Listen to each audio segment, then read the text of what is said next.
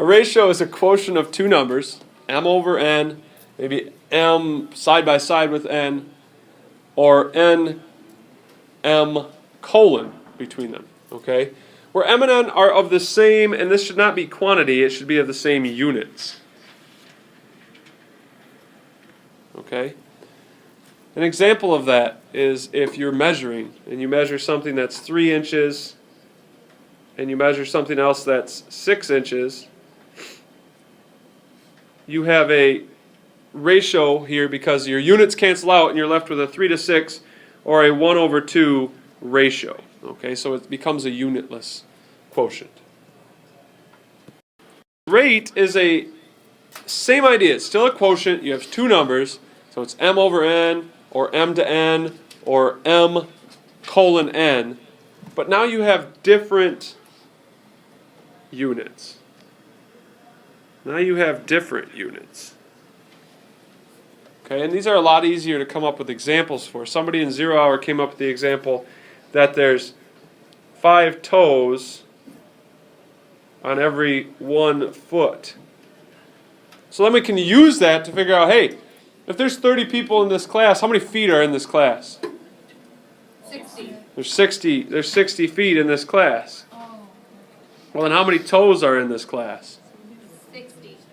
Well, we can use this rate to figure out how many toes. If there's 5 toes for every 1 foot, then for 60 feet, there's 300 toes. Okay? Same idea of a quotient, but now you have different units. A proportion is a statement that two quotients are equal, and typically, if you think of it as you have A, B, C, and D, you're going to know 3 of those. You're going to have numbers for 3 of them, and you're going to be solving for the 4th one. Okay, we cross multiply to solve for that. But a proportion is just any two things that are equal. So a 1/3 equals 3/9, 4/10 equals 2/5, which also equals 8/20, and so on and so forth. So it's just setting quotients equal.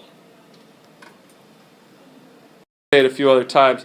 The means extreme simply says, if you have two quotients, if you have a proportion, A over B equals C over D, then you can cross multiply that to say that A times D equals B times C. So top times bottom equals top times bottom. You cross multiply. It calls A and D the extremes, and B and C are the means. Means being like in the middle, and extremes being on the ends. It's just a way of saying cross multiply.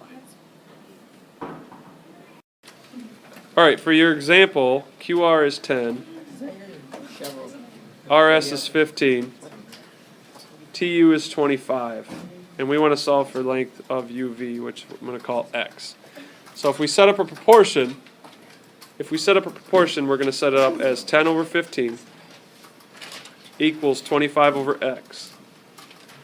And we're going to cross multiply. 10 times X equals 15 times 25.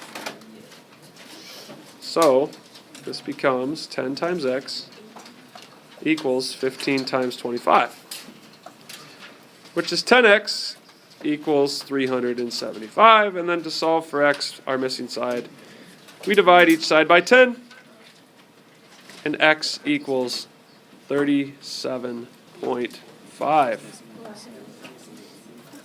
Finished.